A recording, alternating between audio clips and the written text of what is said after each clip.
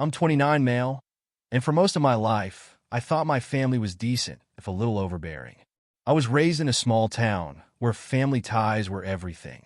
My parents were always about appearances, Sunday churchgoers, hosting block parties, the whole picture-perfect image. I never bought into it completely, but I try to maintain peace. That peace shattered 2 months ago when I found out just how little respect they had for me. My fiancé and I had been planning our wedding for over a year. We'd booked a gorgeous venue, a rustic vineyard about an hour away. It wasn't cheap, but we'd saved up, and it was our dream. Invitations were sent, the caterer was secured, everything was on track. Then one afternoon, I got a text from my sister. She was so excited about her baby's shower and thanked me for letting them use the vineyard. I read it 3 times, thinking it was a mistake. I called her immediately. "What are you talking about?" I asked, trying to keep my voice steady. She laughed nervously. "Didn't Mom and Dad tell you? They thought it made sense to cancel your reservation and use the venue for my shower. It's better suited for a big family event anyway." I didn't even know how to respond. "They what? Canceled my wedding venue?" She sighed, like I was the unreasonable one. "Look, you can find another place. It's just a wedding. My baby shower is a once-in-a-lifetime thing." I hung up on her mid-sentence and called my parents. My mother picked up, cheerful as ever, as though nothing was wrong. "Hey, sweetheart, how's the wedding planning?" I cut her off. "Did you cancel my wedding venue?" Silence. Then, "Oh, we were going to tell you." "Tell me what?" "That you undermined me? That you gave my venue to sister without asking." "Honey, calm down," she said. "We didn't think you'd mind. A wedding is just one day, but your sister's baby shower is so important for the family. She's bringing the first grandchild into this world. I already paid for it. What gives you the right?" "Sweetheart, we're your parents. We know what's best." I hung up again, shaking with rage. My fiancé was equally furious. We tried calling the venue, but it was too late. My parents had claimed there was a family emergency and rebooked the space. The manager even mentioned how insistent my mother had been, dropping phrases like family unity and urgent need. I thought about fighting it legally, but the contract had been voided due to their lies. Instead, I decided to channel my anger differently. My fiancé and I scrambled to find a new venue. We found a smaller, modern space downtown, which honestly suited us better. Then I made another decision. I wasn't going to let my parents or sister ruin this day for us. I informed them they were no longer invited to the wedding. When I called my mother to deliver the news, she was stunned. "You're overreacting.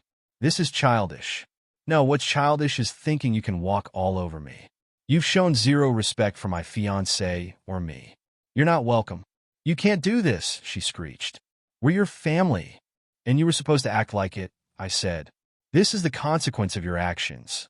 My father tried to guilt-trip me, saying, "Think of how it'll look if your own parents aren't at the wedding." "Oh, I've thought about it," I replied. "I'm fine with it." They resorted to all kinds of tactics. My mother showed up at my apartment in tears, claiming she had only done it for the family.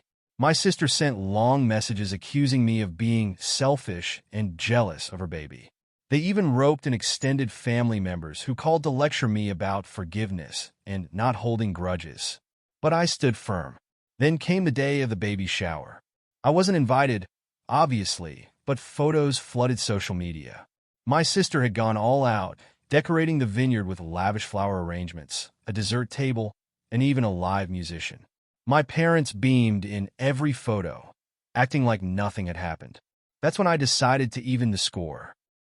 I called up the venue manager the day after the baby shower. I was polite but firm, asking for clarification about how my parents had canceled my reservation. She hesitated but eventually admitted that my mother had claimed it was a family emergency and that I had agreed to switch dates. She seemed genuinely apologetic when I told her the truth, that I had never consented to any of this. I could tell she felt bad about being manipulated. This was my opening. "Do you remember the contract clause about damages for fraudulent cancellations?" I asked. I'd read the agreement thoroughly while planning the wedding. There was a section stating that any party found to have canceled under false pretenses would be liable for the full cost of the event, plus penalties. The manager's tone shifted. "Yes, I do. Would you like us to proceed with legal action?" "Yes," I said without hesitation. "Send me the details, and I'll forward them to my lawyer. It didn't take long for the paperwork to arrive. The penalty wasn't small, nearly $20,000. I knew my parents wouldn't take it seriously unless I made it official, so I went ahead and filed a claim. When they received the notice, all hell broke loose.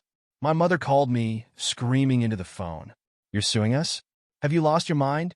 "I'm holding you accountable," I said calmly. "You canceled a $15,000 reservation without my permission. Actions have consequences. We're your parents. You don't sue family," she yelled, her voice cracking. "You're the ones who made this transactional." "Now it's a transaction," I replied, hanging up. They tried everything to stop me. My father called, alternating between begging and threatening. My sister sent a long-winded email about how I was tearing the family apart. Extended relatives bombarded me with messages, calling me ungrateful and heartless. But I didn't care. For the first time in my life, I wasn't letting them walk all over me. Then came the best part. About 2 weeks before the wedding, I got a call from my cousin, who had been distant from the family for years. She had seen the drama unfold and wanted to lend her support. During our conversation, she let something slip. My parents had used the money from my late grandmother's inheritance to pay for the baby shower. I froze. "Wait, what inheritance?" "Oh," she said awkwardly. "You didn't know?" Turns out, my grandmother had left a sizable amount of money to her grandchildren, me included, but my parents had been managing the funds. When I confronted them about it years ago, they told me the money was being saved for emergencies. Apparently, throwing a lavish baby shower qualified as one. I was livid.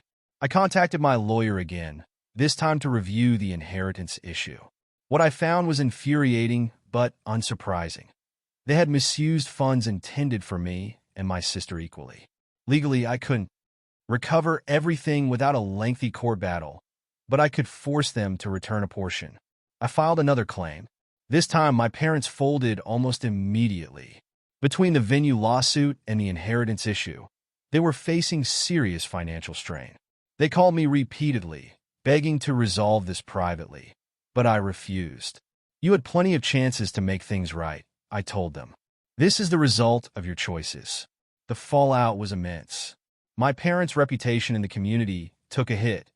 Word got around about their actions, especially after I shared my side with a few trusted family friends.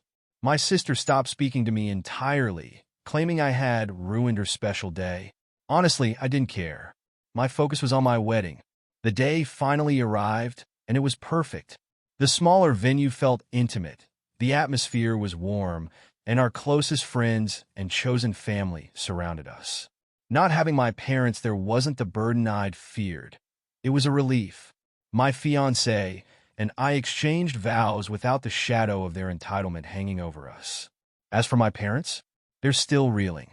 The lawsuits drained their finances, and their social standing took a hit they'll likely never recover from. My sister hasn't spoken to me since the baby shower, but mutual acquaintances tell me she's bitter about how things turned out. I made peace with it. They made their bed. Now they have to lie in it. I learned something important through all of this. Family isn't about blood. It's about respect, trust, and boundaries. If someone can't respect those, they don't deserve a place in your life, no matter who they are. And that's the tea. If you like this story of petty revenge and justice served cold, hit that subscribe button. Because trust me, there's always more where this came from.